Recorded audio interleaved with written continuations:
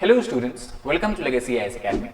Today we are going to discuss about the Kuril Island Dispute that is going on between Russia and Japan for a significantly long period of time. And in this particular video, we'll also try to understand the background, that what led to this particular dispute, what is the current scenario, and what we can expect in the future. And also we'll try to understand that what is the logic or reason behind the behavior of the government at both Russia and China as far as this particular dispute is concerned as of now. Why this dispute again has made a headline? It is because you know that 2 months back Russia invaded Ukraine, and it is this Russian invasion of Ukraine that seemed to have brought to forefront some other disputes that Russia have with other countries, especially the countries that are aligned with the Western powers. So, due to this, recently on the 22nd of April, Japan released a book that is called as Diplomatic Blue Book for the year 2022. And why this Diplomatic Blue Book is important? Because for the first time in this Blue Book, Japan have described Kuril Island, which Japan called the Northern Territories and Russia called as South Kuriles, as being under the Russia's illegal occupation. And this is for the first time in about 2 decades, we can say, that Japan has used this phrase to describe the dispute over the Kuril Island. Before that, whenever Japan was referring to this Kuril dispute, Japan was consistently using softer language, at least since 2003, and saying they were keep on saying, as they wanted to improve the bilateral relationship with Russia, they keep on saying that island dispute over the islands is of greatest concern in the Russia-Japan bilateral ties. But the use of this illegal occupation term has happened at least after 2 decades. So that is what makes it much more significant in the context of current geopolitical scenarios that is unraveling all across the world, especially in the European Union, European countries. So let us first try to understand geographically that what is the Kuril Island, where they are situated. So if you look at this broad map, you can see this is the Kamchatka Peninsula, that is a part of Russia, and here we have another island that is called as Sakhalin Island, and here we have a sea that is called as Sea of Okhotsk, and this is the Japanese territory. So Kuril Islands are a chain of islands extending from Kamchatka Peninsula all the way up to this Japanese territory of Hokkaido. Hokkaido is one of the prefecture. Prefecture is similar to provinces or states, we can say, in India. So near the Hokkaido prefecture of Japan, we have a chain of islands extending from here up to the Kamchatka Peninsula, and here these group of 4 islands are the one that are collectively called as South Kuriles. If you look at the bigger map, you can see from here this is the Hokkaido prefecture, and here we have this major islands, that is Kunashir Island is there, then we have Shikotan Island, we have Habomai Island, and we have Kurilsk Islands. So these 4 group of islands collectively are referred as South Kuriles by the Russian and Northern Islands by the Japan. Now let us try to understand about the historical background of this particular island chain. So both, as we have discussed before also, Moscow and Tokyo, Japan and Russia claim sovereignty over the South Kuriles Island. However, the actual control since the end of World War II lies like we can say but since the end of World War II, the actual control of the island is exercised by the Russia. The Soviet Union had seized. If you look at why this, since World War II we have the Russia has controlled this island, is because Soviet Union seized this island at the end of World War II, and by 1949 all the citizens and all the inhabitants of the Japan that were residing in this island has been expelled by the Soviet Union during that time. And it is in this context Tokyo claims that disputed island have been always an integral part of Japan since at least early 19th century. So we can divide this history of island into 2 parts. One, the pre-World War II phase, and one, the post-World War II phase. So in the pre-World War II phase, it has also, island has not been under control of one particular country for a long period of time. It has continuously been, we can say, bouncing back between Japan and Russia. After World War II, however, it has continuously been under the control of the then Soviet Union and now the Russia. So let us try to understand about the dispute. So there are several treaties that explains the dispute. The first important treaty that was signed between Japan and Soviet Union, actually in 1885, we can say Russian Empire. So between Japan and Russian Empire, it is called as Shimoda Treaty of 1855. So what is this Shimoda Treaty of 1855? That we can understand again from here. So Shimoda Treaty in 1885, this gives the southern Kuriles Island to Japan and the rest of island chain to the Russia.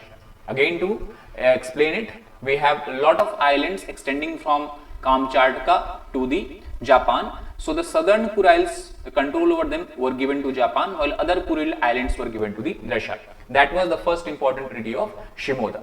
The next important treaty happened almost 20 years later in 1875, and this is called as Treaty of St. Petersburg. St. Petersburg is also called as the cultural capital of Russia, and used to be the earlier, we can say, capital of the Russian Empire before. So under 1875 Treaty of St. Petersburg, the both countries agreed that the Sakhalin Island will be given to the Russia, and in return of this, the Kuril Islands will be given back to the Japan. Then the next important treaty happened in the 1905. 1905 is also there when we have conclusion of Russia-Japan war, and at the conclusion of Russia-Japan war, we have a Portsmouth Treaty. Now this Portsmouth Treaty is important because in this Portsmouth Treaty, Japan here gains control of the southern Sakhalin, complete control of the southern Sakhalin Island, apart from having the complete control of the South Kuril Island. And that is well understandable because Russia was defeated by Japan in 1905, and Japan became emerged as a we can say winner or victorious, and that is why they took control of Sakhalin as well as the Kuril Island. However, after 1905, we know that between 1939 to 1945, it is the period of World War II. And after this World War II, we have several treaties that has been signed between Russia and Japan. The first important treaty under which Russia claims its control over or sovereignty over South Kuril is something that is called as Yalta Agreement. And after Yalta Agreement, we have signing off something that is called as Potsdam Declaration. Now again, to be very clear, this Yalta Agreement and Potsdam Declaration was in the end phase of World War II, and these two are considered as a proof of the Russian sovereignty over the South Kuril Island. However, the most important one is the Treaty of San Francisco that was signed between Allied powers and Japan. That happened in year 1951. And as per this San Francisco Treaty, Russia also claims that now we have a legal evidence that Japan had acknowledged Russian sovereignty over the islands, because under Article 2 of the San Francisco Treaty, Japan had renounced all right, title and claim to the Kuril Islands. Now obviously question comes that if as per San Francisco Treaty, Japan has renounced all its claim to the South Kuril Island, then why still there is a dispute? So now let us try to understand what Japanese say about this San Francisco Treaty in particular. So actually Japan's counter argument is that San Francisco Treaty cannot be used here as the Soviet Union never signed the peace treaty. Now this is very interesting point, because San Francisco Treaty was actually signed between the Allied powers who emerged victorious at the end of World War II, especially after the nuclear explosion, nuclear bombing of Japan, and it was the second party was Japan. However, you have to keep in mind that Allied powers were not only Russia, it was also US, UK and other countries. So Allied powers in Japan signed this treaty. However, at that time the Soviet Union did not sign this peace treaty. And since Soviet Union did not sign the peace treaty, the Japan says that San Francisco Treaty never came into effect. And since San Francisco Treaty never came into effect, the whole the claim of renouncement of South Kuril Island stands null and void.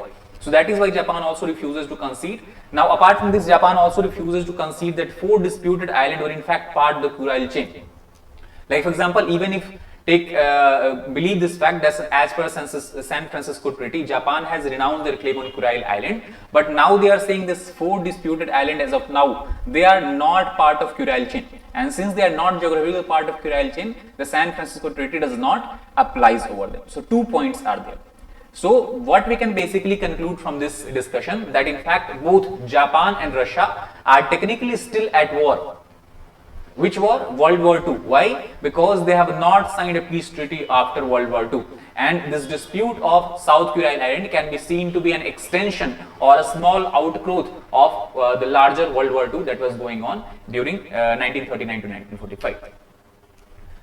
So what development has happened before like current situations since the end of World War II? So we have 2-3 important development that has happened. The first important development happened when the Japanese Prime Minister Ichiro Hatoyama visited Soviet Union in the year 1956. And during this time period, they have signed a Japan-Soviet joint declaration. And as per this Japan-Soviet joint declaration, both countries agreed that out of the 4 disputed islands, 2 disputed islands will be returned back by Russia to the Japan once the Soviet-Japan friendship treaty is concluded or signed. However, that did not happen. So that also this whole point of Japan-Soviet joint declaration, the returning of the 2 islands, also did not occur.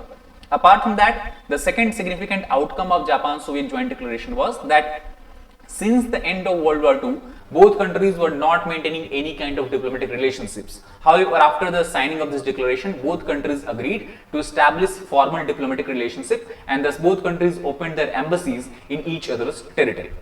Then the next significant event has happened with the visit of Mikhail Gorbachev, who was the General Secretary of the Communist Party in the Soviet Union at that time, and he visited Japan in the year 1991.